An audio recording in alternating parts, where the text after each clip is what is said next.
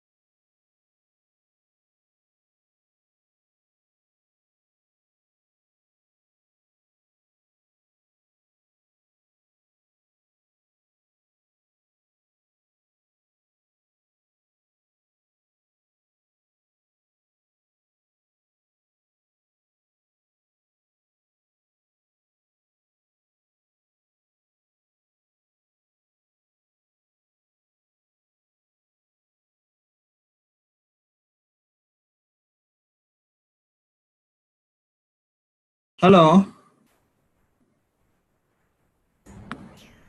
Hi, Om Prakash. Hi, Simant. Am I audible? Yes, I can hear you. How are you? Okay. I'm pretty good. I'm rocking.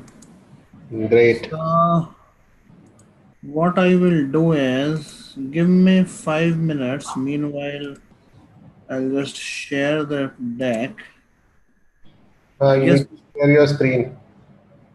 yeah, people will take at least 5 minutes to come. Correct. So, how do I share? There's an option to share screen in your window. Ah, yeah. Do you see my deck? Yes, I can see it. Okay. So I'll just be back within 5 minutes. By the time people join, I'll be here. Sure. Look forward to. Thank you.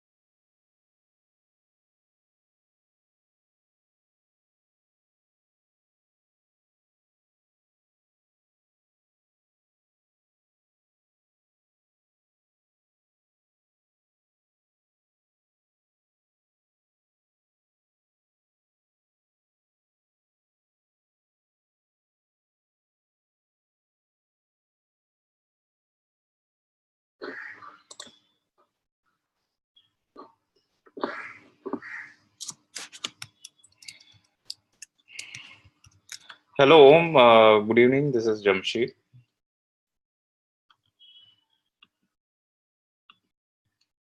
And hi, Seaman.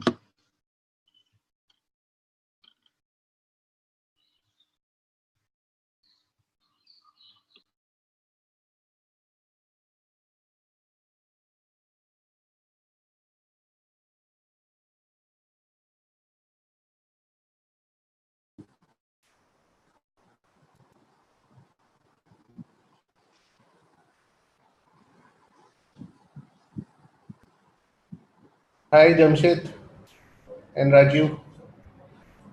Hi, Hi. Chintan. Hello. Good evening. Good evening. Actually, Om just logged in, and when he saw that none of the attendees are there, so he said, "I'll be back Yeah, after 5 minutes." Okay. Okay. So we have to wait for him. Hi, but I Aviral. must congratulate you, Chintan. You took picking all the hot topics of the day. I guess Chintan is not online right now. Oh, Yeah. okay, sorry. Yeah. But these are But all extremely hot topics. yes, yes, Yeah. definitely. Absolutely. Absolutely. So we'll wait for Om to start.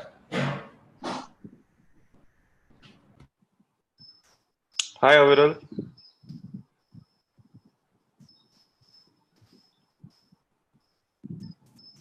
I guess Aviral, you're on mute.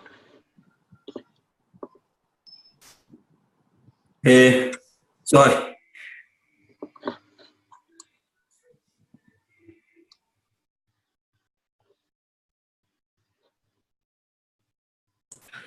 Okay, so I am back. Hey, hi, Om. Hi. Hi, Aviral. Hey, Hi, Om. This is Rajiv. Hey, Rajiv. hi Hey, hi. from Abu. Hi, Om. This is Jamshid. Hi, Jamshed. So I will wait for a few minutes. I hope a few more people will be joining. Yeah, let's wait for a couple of more minutes. Yeah.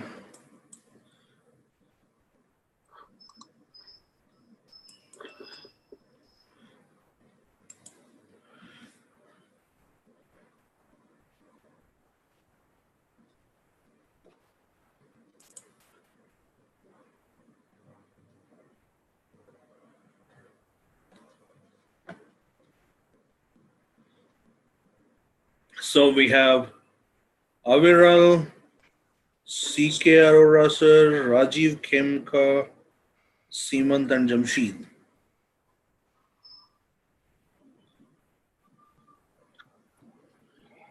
Yes, that's correct.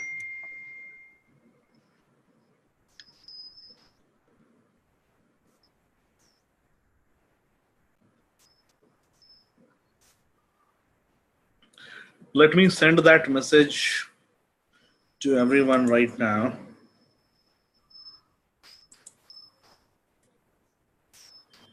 In WhatsApp so that people last minute, there are a lot of people who miss things at last minute.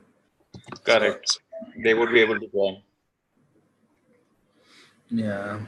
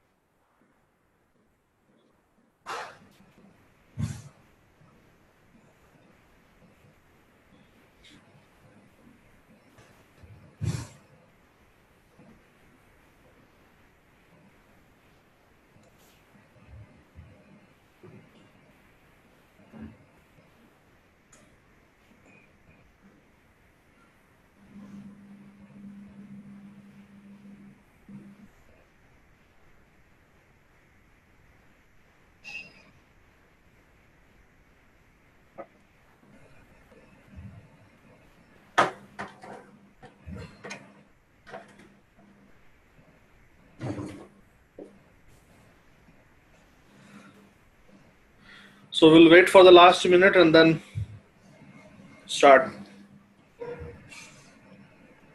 Yes, let's do that.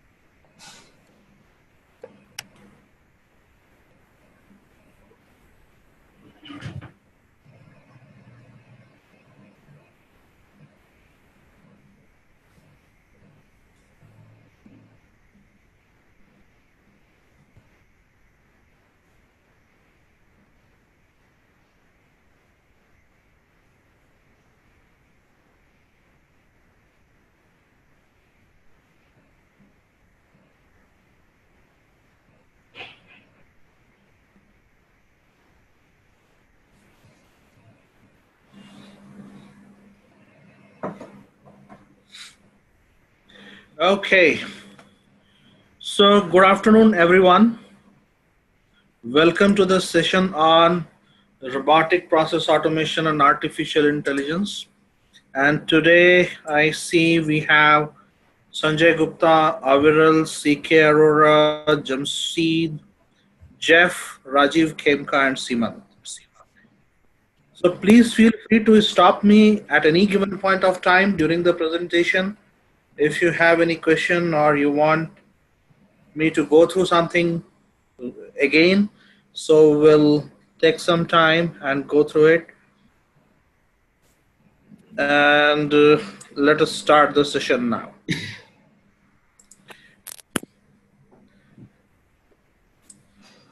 So let me take you through the agenda of the session today. So we will look at a brief on what do we mean by automation, what kind of automation we have, then why do we need automation, and what market thinks about it, what people are doing in the market, who all are adopting RPA when we talk about robotic process automation, who are doing what, and which industry segment, what do we mean by service delivery automation, what kind of automation happens in that, who are the platform vendors who are supporting these automation, who already have created some systems, and then we'll look at some of the use cases, specifically banking use case, which most of us would be able to relate to because we all are banking customers. And then we will take a look at how RPA and cognitive computing can be applied into different areas. What is machine learning?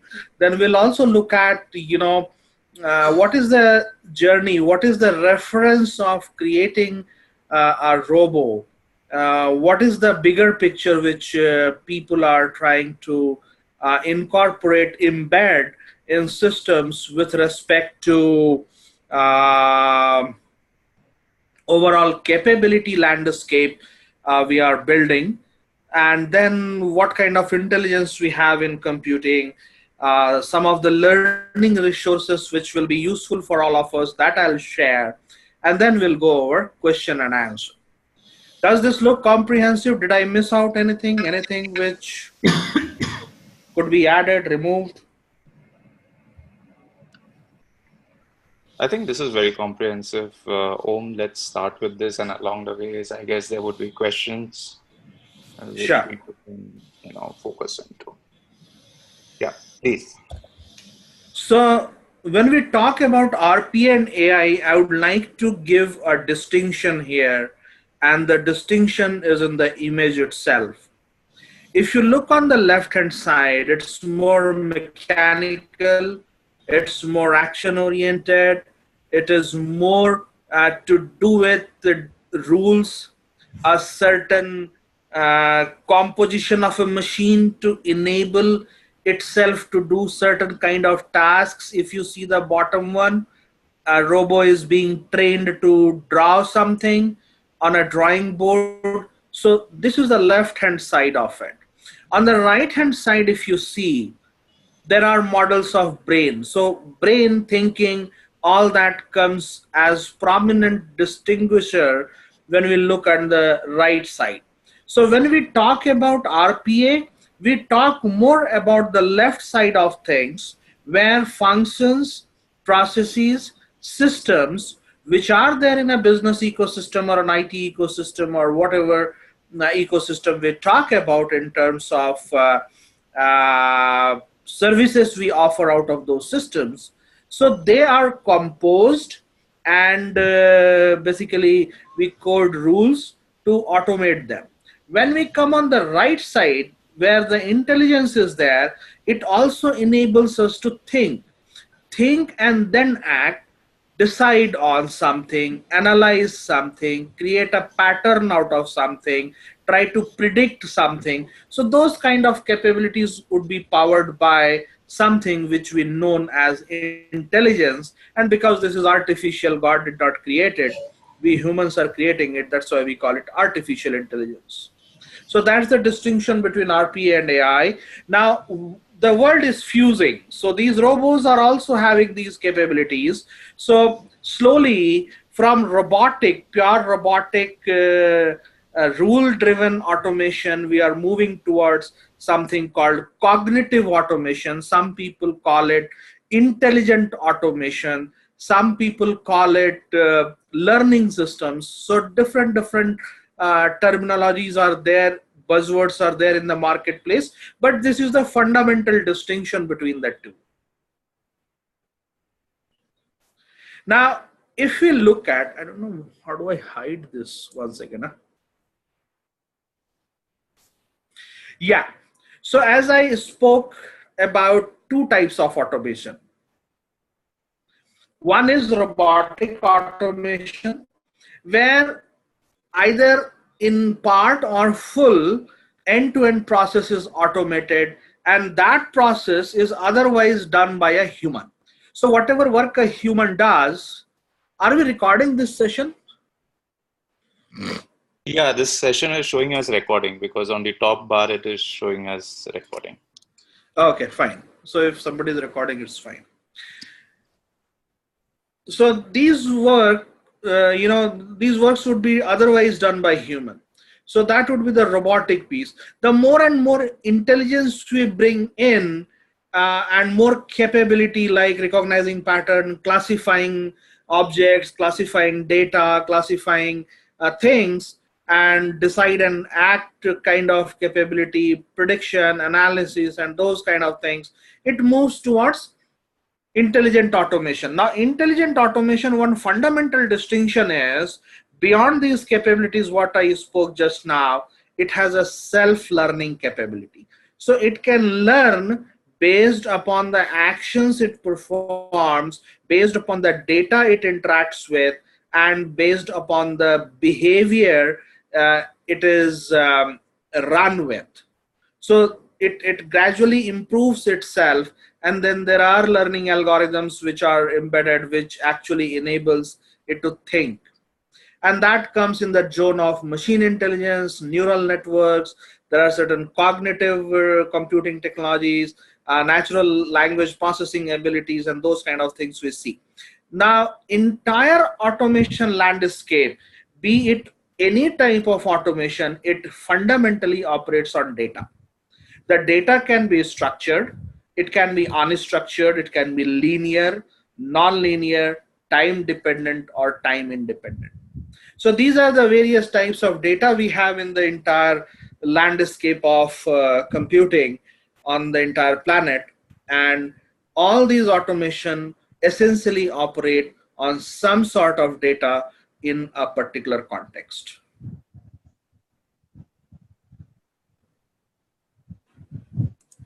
Going forward, so if we have to basically create a matrix, what kind of automation are possible, what kind of automation we have been doing. So there are human-based automation, certain things which is non-repeating, manual kind of effort. So the automation index, we can say 0. Why? Because it is manual. Then there are rule-based automation, which is scripting. So we script something, we know that this is linear, end to end. We have to execute it in a repeating manner more than 20 times a day. So we know we have fixed set of variable parameters in the entire process. So we script it, and we have been scripting it right since 1970 in mainframes, in mid-range computers and other computers which evolved further. Then there is orchestration of activities. So from task based, it becomes activity based. So consider creation of WBS, work breakdown structure, is a task. Project management could be an activity. Within project management, there can be sub activity like requirement specification, those kind of things. So then it came orchestration. So here a set of tasks, the complex, sometimes standard. So basically we compose a set of tasks in a particular context to call it an activity, and we track the activity. So this started happening, but it is rule based, little complex, but we started having a script of a script. So we started composing and organizing things into different modules, different sections, and then it started automating. After that, there is a term called autonomics, where process based automation came. So these are non-standards. Contextual, these are again contextual, and it has inference capability, decision making capability, it has observation capability. Based upon certain baseline parameters, it would act. So then we had those BPM systems and things like that coming in, and RPA also falls into that. After that, the last level of automation is knowledge based, where self-learning capability started coming in. Then it started having capability of analyzing data and doing some predictions. So that is where machine learning came. Now, if you look at the outcome, as we move towards right, the labor quantum started going towards zero, and intelligence quantum started increasing the more we move from left to right. Now, why do we need automation? Now we need automation to basically, there are certain benefits, cost benefit, quality benefits, value realization, and ease of managing business. Now we do not have to re-engineer any process. When we talk about robotic process automation, we experience immediate improvements. We can allow local variation in the process, geographical variation, one process running in different geographies, that can be taken care of. We can quickly deploy it. And there are challenges, of course, in any automation. People look at return on investment. When scope creeps and complexity comes, then that is another challenge. And then when we try to automate poor process element, like, we are not getting much advantage, the process is complex, we know how to do it in a lesser time, but still we try to automate. So those kind of automation should be avoided. So that is a challenge. Like, we cannot automate eating. So if eating gets automated, what value we are getting? Nothing. I mean, better we eat ourselves. And then managing exceptions when they occur. So this is another challenge which comes. So these are the advantages, benefits, and challenges. Now, what is the market view? I think there is one thing which is, anyway, that's repeating, but it's okay. So market, if we talk about digital transformation, in last 3-4 years, you would have heard of experience, UX, CX, customer experience, user experience, interfacing experience, and whatnot, all types of experiences. Now, market and industry, by and large, have come to a place where experience is not the primary driver for any business. It is the operations capability, how efficiently, effectively you can operate. So operations have taken more priority than experience. So experience is now is called a function of operational capability. if we are able to operate effectively, then we should be able to create and deliver richer experience to an end customer. So that's the kind of thought process which industry is moving in. So the digital transformation across industry segment will focus more on operation and then create experience for the customer. So there are certain industry data which I have collected. CIO Journal says that this automation can actually create a large impact on operation and creating more capability in the operational capacity of a particular segment. So market is expected to jump from 183 million to 4.98 billion. So it is a huge leap if we look at automation opportunity. 45% of activities individuals perform can be automated by adapting currently demonstrated technologies. So we do not have to basically reinvent certain things, and we can automate a large segment up to 45% what humans do. An RPA software robot is capable of performing a list of more than 600 actions in a given sequence. This is phenomenal because a human cannot do more than 10 actions in a given sequence. Even 10 is a good number for a performing human. And robots can do 600 actions in a given sequence. So that is going to save a lot of time and effort what we do. And then by 2020, this industry is going to have CAGR of 60% worldwide. And there are certain things which are prerequisite, which I have mentioned here. I'll be talking about it later as well. So a cognitive piece is going to come into this entire making of operational efficiency and enhancing operation capability. And that relates to building process knowledge, related knowledge base, using knowledge base in combination with business rules and things like that. Machine learning is going to play an important role. And any high volume repeatable admin type, fault remediation type of things will actually increase the operational efficiency and powered by RPA, AI, and technologies like that. So if we look at RPA adoption across different segments, human resources, procurement, sales, so this is the landscape which is there. And this was done by, there is a company called HFS Research 2016. So they have intelligence operations study.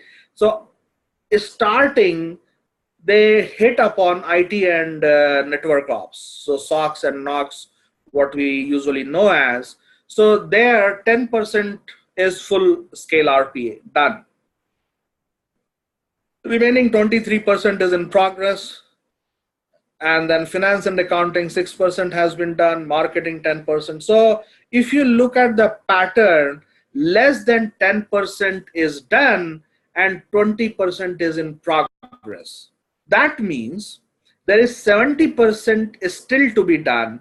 And out of that 70%, I guess on a scale of 100%, 30 to 40% opportunities is still untapped.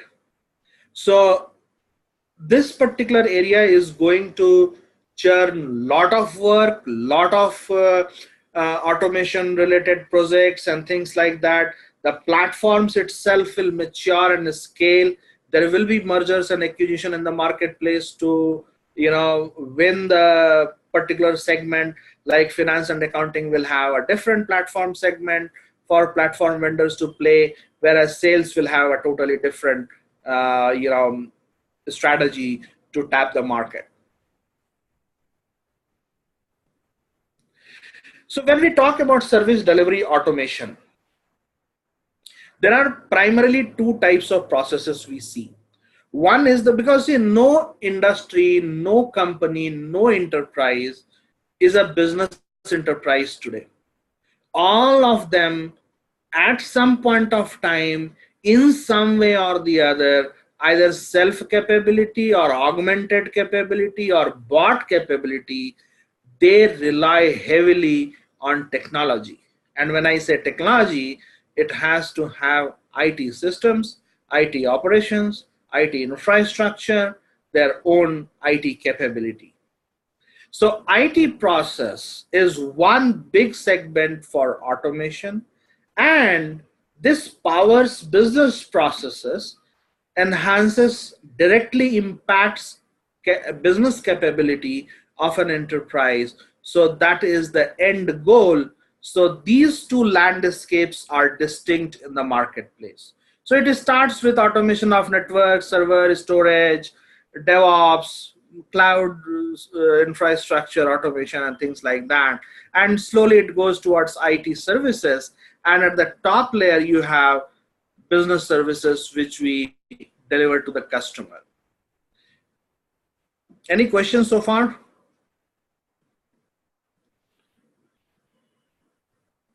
So, just wanted to understand one point over here, Om, is in terms of, if you look at the cost of deployment and typical timelines that go into development of IT automation, do we see RPA, impacting positively on both fronts? Or how is it?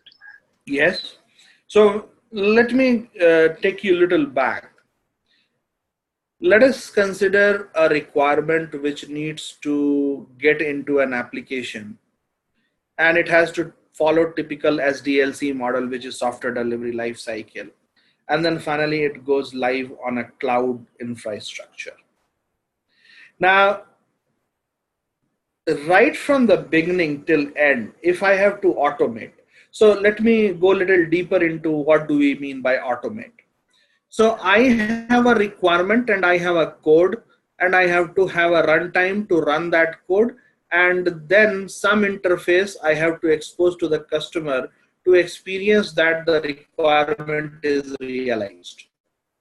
If I just have to automate this end to end, and as I add code, as and when I add code, in the same pace, customer can see the requirements being realized. So the pace of adding code and pace of requirement realization by an end customer who will be paying for requirement realization, if I can map these two pace, if I can bring it closer, like every day, if I'm adding code, every day customer is seeing requirement realization. If not every day, every 2 days he should see. If I can bring these two together and balance this, I have no other way than to automate things. Understood. And what would be the impact on typically the cost in terms of traditional IT automation development and the one that is implemented through RPA? So cost I will come towards the end. In the Q&A section I'll come, because that's a little vast range of things are accounted there, but I'll come there. Okay, thank you. Thank you. Okay, so what are the platform vendors which actually, so this is the landscape, IT process, business process, and these are the services which we create. And then there's a value complexity range. What does that mean? So automating an IT task is simpler thing. Automating a business service is more complex, but automating a business service gives more value than automating an IT task. So that's what it means. Now, if we look at platform vendor landscape, who are the platform providers using which? And that will also relate to the cost, because a platform cost is the first cost which we basically incur. So there are four, we should look at the whole thing from a 4-quadrant perspective. So on one side, there is front office automation. On the vertical side, there is business automation, then IT ops automation, and both these automation has front office automation, back office automation. Now, let me give you an example. In an IT operations scenario, L1 would be where the method to reach L1 like call, IVR, chat, then search, ability to log a ticket, problem ticket. Those are front office automation. On the back office automation, it would relate to monitoring a network device, remediating a problem in a particular server, backing up a database. So those would be back office automation opportunity areas in IT ops. Similarly, on the business, front office would be customer facing, back office would be back end business processing. So if we look at these four landscapes, now automation anywhere, work fusion, UiPath, and few other systems, they are more business and front office centric. Business and back office centric also you will see these tools, so with different capabilities. So UiPath is at both the places, and then Blue Prism we have, and then we have Automation Anywhere and few more. On the IT ops, the back office, we have IPsoft, Arago, IAHU, and Atomic. And on the front office IT ops, we have BMC, Petrol, ServiceNow, Microsoft, and Atlassian, Jira, and all those tools. So this is basically a comprehensive distribution of different platform vendors as per their applicability areas.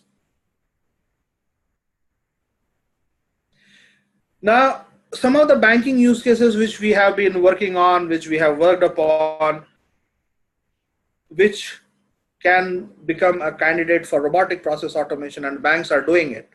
Most of the banks are doing all these automation: customer engagement, personalized customer advice, financial advice, onboarding, tax reporting, tax reclaim. So end-to-end, risk management, fraud detection, the corporate function, remediation, reconciliation, vendor management. So end to this actually covers the entire landscape of a banking business. So end to end, it has business in it, it has IT ops in it, it has front office in it, it has back office in it. So end to end things are being automated by different departments of a particular bank. We are working with a few in this automation, and then the advantage is huge. So I'll give you an example.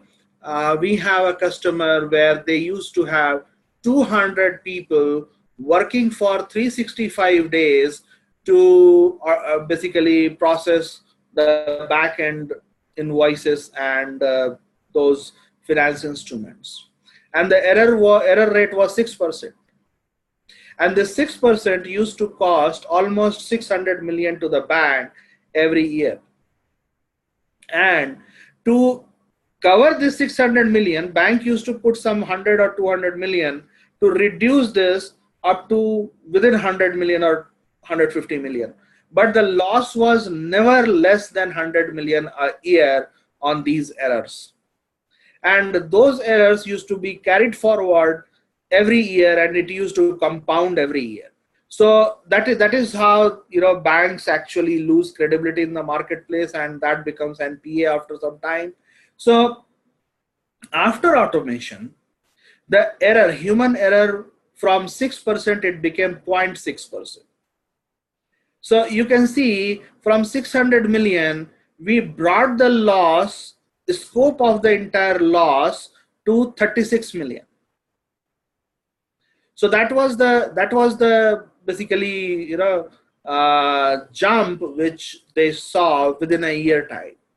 And then number of people who used to work was 200. Yes, we can say that there will be job loss, but these people can be redeployed into higher value chain work rather than doing the redundant monotonous job year and year for 15-20 years. So from 200, they reduced the manpower within a year to half, so 100. And then now these 100 are also not required. Only some 10-15 people are required just to handhold things here and there. And they are planning to reduce it to 50 now. So 150 people, 365 days, that cost itself is a huge cost. So to give you a cost, now coming to the cost, because I have already touched that topic, one person doing the job full time every year, let us say that cost is X. If I automate it, the cost, average cost becomes X by 6 to X by 3. So the maximum ROI you can have is 1 minus 1 by 6, which is 5 5 on 6, the minimum you will save 2/3. Sorry, I said it reverse. So up to 2/3 you can save, starting from 1/6. So the minimum saving will be 1/6. The maximum saving will be 1/3. That's the pattern which we have seen. So if you are spending $100, minimum you will save would be $16 to $17 if you automate every $100. Maximum you will be able to save $66. Om, this is Rajiv. Just one quick question. When we say we are eliminating the substituting the people with the robots, let's look at the customer onboarding process in a bank. How exactly what are the activities which a person is doing which gets replaced by a robo? For example, a person may be seeing the filled up form, application form of the customer, and then entering it in a computer system to onboard the customer. How that gets that automated. process? That gets automated. So you have a machine like ATM where you can insert notes. Suppose you have now you have a machine where you can insert your A4 size form. Okay, understood. So and then it automatically gets read and entered into the system. Now there has to be someone who validates it. So validation versus entering the entire form is two things, right? Validation takes hardly 10 seconds or let us say 1 minute, but entering the whole form will take half an hour or 15 minutes. Right. And entering is also prone to more mistakes of typos. Exactly. So there are a lot of advances which is happening. Let me give you an example. I went to a hotel in US. They have adopted, so that's a Hyatt chain. So they were doing some pilot with a company. So they were automating check-in and check-out process. So what I had a sheet of paper where the bank, I had booked it online. So in that sheet of paper, I had a barcode. I don't have to talk to anybody. I just have to scan that barcode in the system. It will do something for 30 seconds and then give me a card. That card will have the room number. That card will have the access key. Now, and it also has, the direction element. How do you go to that room? So just by looking at that card, I could reach my room, open the door, and then get in. And the end-to-end time took 1 minute. Now, anywhere in the world, if you go in any kind of hotel, premium hotel or whatsoever, 1 minute check-in is not possible. You enter your room at least 10 minutes afterwards. That's a very good case, 10 minutes. Yeah, 10 minutes is a very good case, yeah. That fellow will check what not, and then automatically my credit card is charged. And the moment I check out, it knows how much it has to charge and how much it has to refund or whatever it has to do. It did that, and that's it. No human error. So, what about the typical security ID verification, like checking your passport, etc., etc.? So okay, so you have to put your ID. So I had to put my passport there. So it scanned the passport. And it verified whatever it had to verify, that only I have booked the ticket and it's not the other person. It did all that verification and I was good. Wow, that's really very good use case. So people are coming up with a card. So now I'll tell you what is happening. So people are coming up with a smart card which will have every damn thing in terms of your identity. It will have your country, it will have your passport detail, it will have your Aadhaar card. You can put your driving license, whatsoever you have in terms of identifying yourself, your address proof, your telephone bill copy, recent 5 months or recent 6 months, your bank detail, every damn thing will be captured in that particular card. And wherever you go anywhere in the world, one of these will be valid. So it will know whether you are having a valid identity or not. Amazing.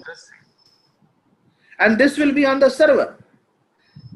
So, and this server will keep on updating because people keep on changing, address people. So you will have one interface where you can update your detail with 2-factor or 3-factor authentication. You receive a, OTP kind of thing, and then you do a fingerprint, etc. And then your identity is secure there. Once that identity is secure, and then there are secure interfaces to interact with it, your identity gets verified anywhere in the world. Correct. And even in the case of the hotel check-in, one can do a biometric scan so that, tomorrow you might need not actually give a scan of your passport separately. Right. So for business visitors, see, for tourists, they have a lot of time. But for business visitor who checks in the morning, checks out in the evening, if you take 20-30 minutes out of his time, then he is in trouble, True. Very true. So it actually helps the business traveler, the frequent travelers, frequent flyers, and things like that. You don't have to wait in the queue to do your online check-in. You just do online check-in and then put a tag and then put the things on a platform where it will take your luggage, everything, and then it will deliver to your hotel. You don't have to pick up you don't have to wait in the queue. On airport you have to wait for at least half an hour to get your bag, right? You don't have to do all that. So Bag will reach much before.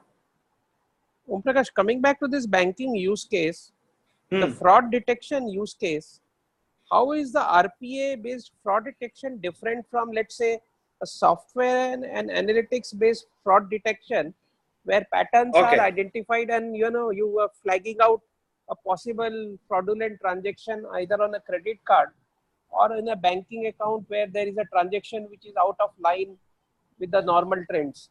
Right. So you do hot scan, you do different types of backend systems are there to do a fraud detection, right? Or detecting a bad guy and things like that. So now, how do you integrate it with the front end? So that is where RPA comes in. What kind of actions do you take? Now, usually, if you go in the bank, there will be 3-4 guys who will be acting on these fraud detection. And they will also alert the front office to release a payment or not release a payment. So there are multiple systems involved in this. Multiple screens, they will be logging into multiple screens and transferring data from one to another. So all those things are done in an automated way using RPA. That's amazing.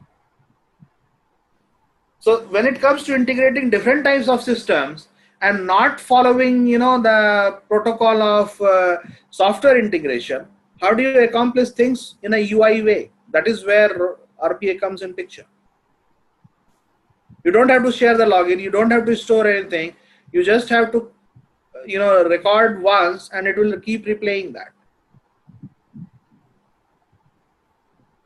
Okay, so there are different areas where we apply RPA and cognitive computing. So in operational analytics, in autonomics like self-service bots. So this is not a very new concept. It's almost a year now. There is a concept of self-service bot. What it does is, you go to a website, you submit whatever you have to submit. Like suppose somebody has to do insurance claim processing. So he just uploads certain documents and then it automatically logs a ticket, goes to the backend agent. He does whatever he does and this guy gets notification. And then at any given point of time, if he is not able to get the notification, he can check the status using the same bot on the same website.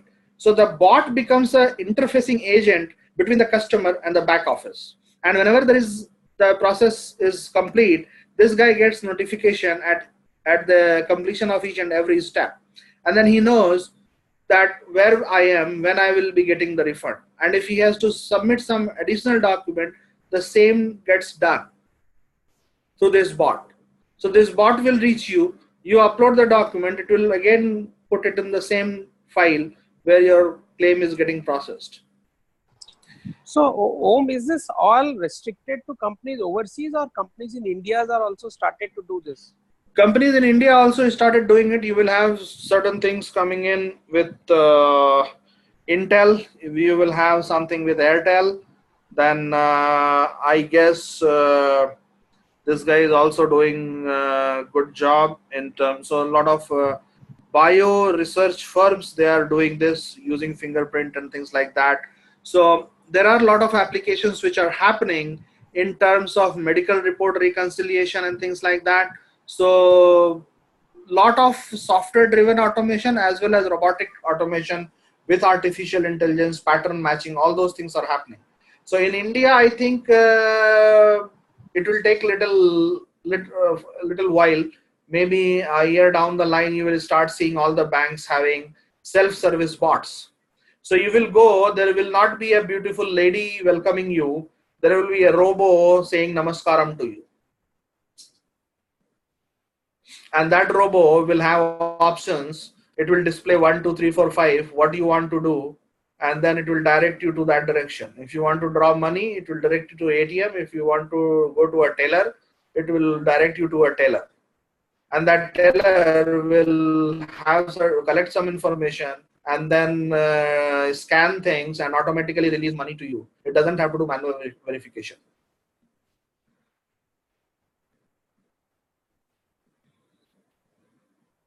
Makes sense? Yeah, makes a lot of sense. And also scary. Scary, yeah. Scary because there are a lot of unknowns involved and we human beings are scared of unknowns. So when we come with machine learning, so there are two types of learning when it comes to computing and when it comes to human beings as well. Unsupervised and supervised learning. In supervised learning, we have decision pointers. So when somebody is learning, we say that, okay, fine, you learned this much, now you can draw this decision. And in unsupervised learning, it keeps on doing in an unattended way. And then there is feature extraction, what action it needs to do. And there are learning models which actually are predefined models that if you have this much data, you can do this prediction or take this action or make this decision. And those things are then, there are grouping of objects and then there are predictive model. There are different types of learning models which are there. If you that will be the subject of machine learning algorithms. So finally, what it does is that it enhances one's capability to take decision and take action. And it all operates on data, patterns, models, and it tries to retrofit the learning with the model. And once the model is complete, then you have one feature to be delivered. So statistics, probability, and cognitive computing theory, those are the ones which, if you are interested, you can search for these and then get some handhold on machine learning. So a question over here, Jamshid again. Yeah. Between machine observation that you mentioned earlier and machine learning, if we were to look at this slide, is there any part of it which gets covered under machine observation? See, machine observation, that is, there is twofold of it. One is it observes what actions I am doing, and then there is, if there is any action which is not matching the previous action, it will depict an error. So that is the part of observation. It doesn't learn anything. Whatever actions are happening, if there is any exception condition, it will detect an error and then it will report an error, notify an error for a human intervention. The other type of observation is that if I see these images, suppose biometric fingerprint or face recognition and those kind of applications or voice recognition. So the moment I see something exceptional, I will just have comparison capability. So comparison, when somebody does a comparison, it's not learning, it's observation basically. And based upon that observation, you compare and report error. When it comes to learning, it actually doesn't do only comparison, it also tries to fit a model where if A, B, C, D are done, then I can call this as X. So it doesn't have a reference. Whereas observation has a reference to compare and then report error. and the applicability is limited. But when it comes to learning, it can learn anything. It all depends on the possibilities are endless. Understood. Thank you. So this is the human brain, your brain, my brain. It has 7 levels, 7 layers. So sensational process, memory process, perception, action, metacognitive, meta-inference, and higher cognitive processes. Now, higher cognitive processes are your comprehension, learning, problem solving, decision making, creation, planning, and things like that. And at the lowest level, what you said about observation is vision, audition,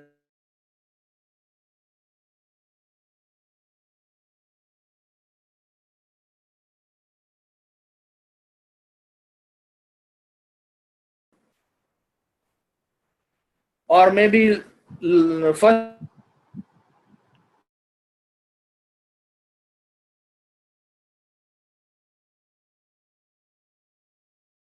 first three can be observation actually. We'll take a look at layered model of brain. So where AI is moving is mapping all these capability into a robot to make it look like human.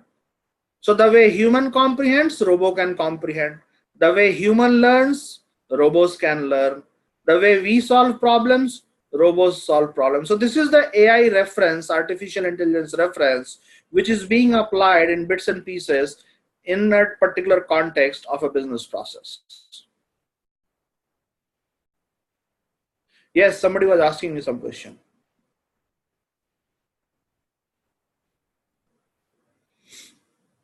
Hello. Am I audible? Yes, you are audible, Om. Okay. So I'm coming to the end of it now.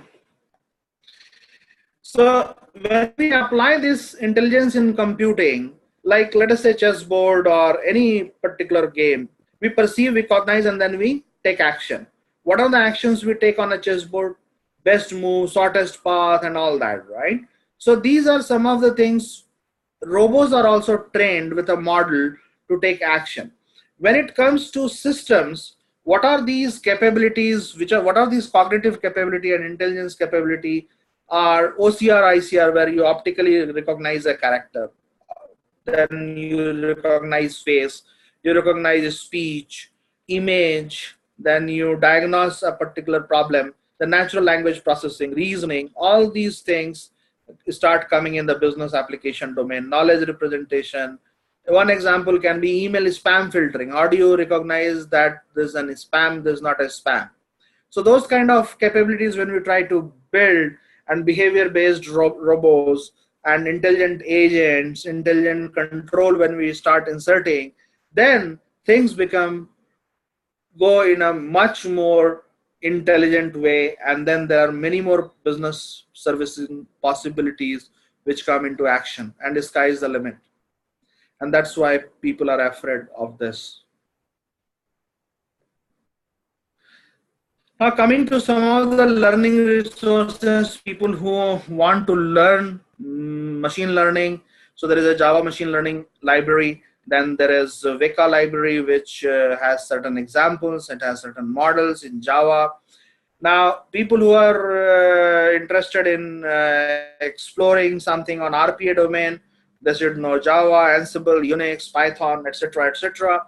There is a IRPA and AI, which is Institute for Robotic Process Automation and Artificial Intelligence. The membership is free. You can go there, you can register yourself, and then keep receiving updates, latest research, some webinars also they conduct sometimes, some events, etc. And on the machine learning API side, we have Amazon API, we have IBM Watson, Google Prediction, and things like that. So these are some of the learning resources which I'll share with you, and you can take a look at it. And then if you have questions, we can take the questions. If you want to know about me, I have put my LinkedIn URL, and there's a blog where I have few articles, few related ones, and then you can take a look at it. So with this, I come to an end of this session, and then open for questions.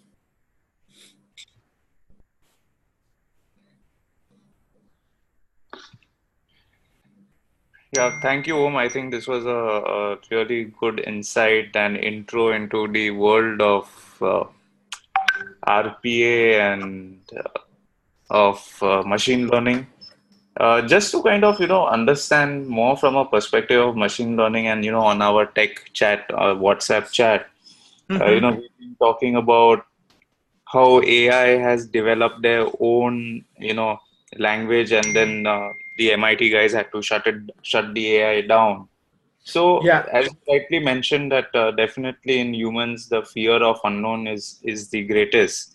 And given that now that we are looking at things, they move in a pretty much exponential manner, and things can kind of get out of perceived control, so to say. So, if playing the devil's advocate out here, what is it, and what are the risks involved with respect to AI in specific when it comes to the larger canvas of the human life. Okay, so one example I can give you, taking back to that example, as long as these systems, these learning systems do predictable things, humans are not afraid. But the moment it starts doing something unpredictable, like you train a robot to, let us say hi to your girlfriend, and this robot you have deployed as a security guard, then it is a predictable thing and you will love it. But when this robot goes out with your girlfriend without telling you, then you have a problem, right? Because that is an unpredictable behavior. Correct.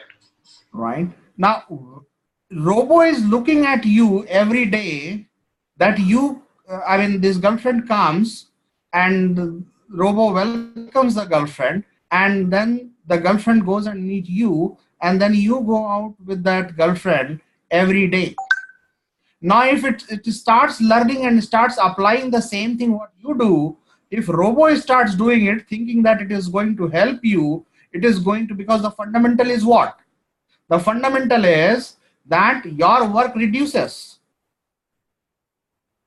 right? So robo thinks that by taking your girlfriend out without telling you is reducing your work, is helping you, but that is unpredictable, unwanted from your perspective. Now, how do you define unwanted unwanted decision and action taken by a robo? Because the number of unwanted things are limitless.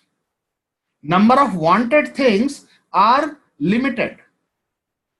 So that limitless zone, when a robot tries to explore, you are in trouble. And because you have made it open-ended, it is learning itself, you can't stop it. You can stop it by powering it off, killing it, but otherwise you can't stop it. So robot is thinking that it is doing you a favor by taking your girlfriend out, whereas you don't want that.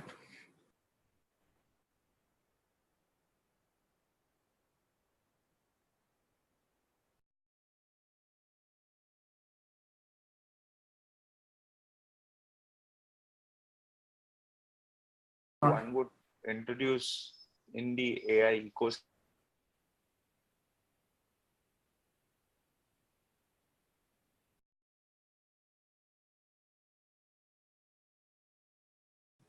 Hello? Is there some framework Audible? established to ensure that? Hello? Yeah, did I answer your question? Yes, yes. Thank you, Om. Yeah, you were asking something else. Yeah, I was saying that is there some framework or model that is established to ensure that the AI remains in the control of the humans, and it works in the predicted parameters? Is there? Yeah, there is. But when you leave it on an autopilot learning mode, unattended learning mode, That's why there are two learning modes. One is supervised learning, and then another is unsupervised learning. Now in supervised learning, you have opportunity to create those boundaries. But in unattended, unsupervised learning, you have no opportunity to define its boundary other than setting up the system. That is why when you leave a robo on a teller, it will do more error. Understood. Because on a teller, there are random scenarios. There are so much of variation, which you do not want. So that's why people are afraid that whether it will do the right thing or not. Fair enough, it read the check amount and then disbursed the amount. What if there is an error and it still doesn't recognize that error and disburses more? And then there is no way to catch it other than in your monthly statement report, and by then you might get bankrupt. You never know. Correct. Or you have so much of problem to deal with that you have to close your operations and then deal with those exceptions which robos missed out. And from a rule perspective, from a coding perspective, from a automation perspective, all those scenarios will look quite genuine. So people do not know what are the uncertainties which we can introduce in a robotic intelligent system, and that's why people are going a little slow about it, and then people are afraid about it as well. The fear is not coming from the loss of job, because there will be more jobs created when AI comes. I mean, in full swing in all business. Correct. True. So And as humans, we need to have controls. We need to have, things which we want, and do not get engaged into things which we do not want, because the damage being created will be huge. And it will be repeating damages. I don't know. Possibly shutting down that robo will also not help at times, because if you shut down the robo, your usual tasks are gone for a toss. So where do you stop? People do not know about that. That's why there are a lot of apprehensions and things like that. But I hope with all the wisdom on the planet, we should be able to make sense of, make use of artificial intelligence for human purpose, which drives our purposes, objectives in lives. Understood. Understood.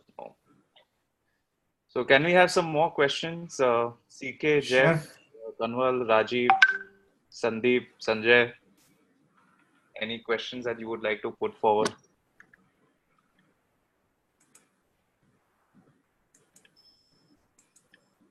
The session has been very, very informative. Thanks, Om.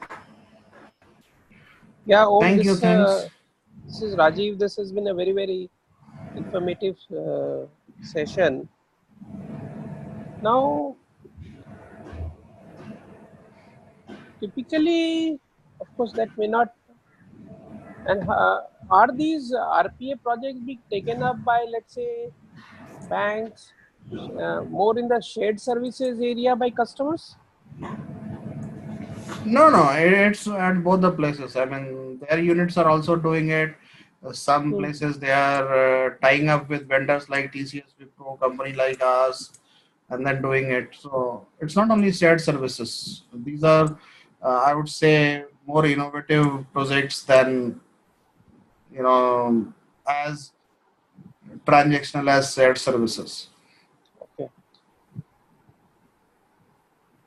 So, Om, we have got a question in the chat window from Kanwal. His microphone is not working, so he has written, which states, on the fraudulent use case, we discuss on the RPA use case for integrating back office system.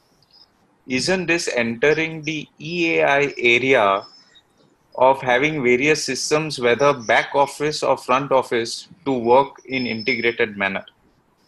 Yeah, you can say that it's a larger EAI with RPA, but it's not typical EAI where you create queues or create channels to integrate a front end system with a back end system. What essentially the differentiator, what needs to be seen is which front-end system, which back-end system has to integrate with each other. If that is not fixed, because EI will fix it out. So if you have to go to three external system, if you have to also compare from website, so then how do you integrate it? You can't integrate with all the websites. Come on. So in that case, RPA knows, and RPA can help basically integrating all that and giving you the final outcome which you are interested in, rather than putting years in an EAI and then doing it. See, that's the advantage, Everybody knows that BPM can do every damn thing. It can integrate with each and every system. It can honor everything. But what can it automate the job of BPO? So then BPM led to BPO officers, right? And then it again started. So nothing was automated. If things are automated, then the number of people should be reduced. But that didn't happen. BPM led to BPO. Number of people started increasing. Still manual reconciliation, verification started happening. So RPA helps where a thing is done by a human to mimic a human. So which is not integrated thing, but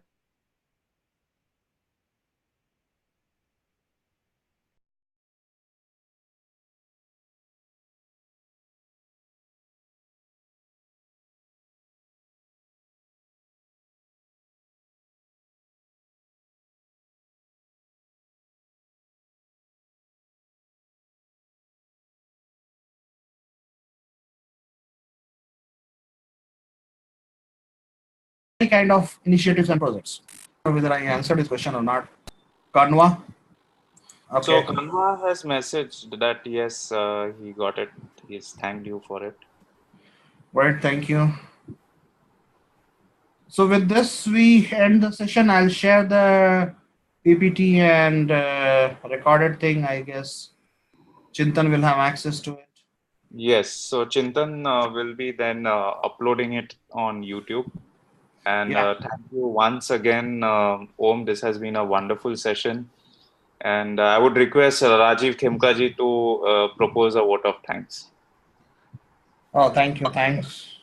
Om, I would say this has really been a very interesting session, because I have been reading up RPA on my own for the last month or so, and I became a member of the RPA Institute also. But I had whole lot of nagging doubts in my mind as to how the whole thing works, particularly around how you are automating away what really people are doing and how you are putting that into a robotic framework. And I think you have explained it all very beautifully in such a short time, and you have given all the concepts. So thanks to you. And just out of interest, I may reach out to you again to Certainly. for broader discussions. But I think really it has been a very interesting session. And I know while Chintan is not here in this forum today, I would like to also extend my thanks to Chintan also for taking the lead and getting us all on this forum. I have just kind of just started participating, and it's really been very amazing. And I find the speakers are really very knowledgeable. The last week was also very interesting, and so is this week. Amazing. Thank you. Thanks, Rajiv, and thanks everyone. Thank you, Rajiv ji, and thank you, Om. Thank you. Bye bye. Bye bye. Bye.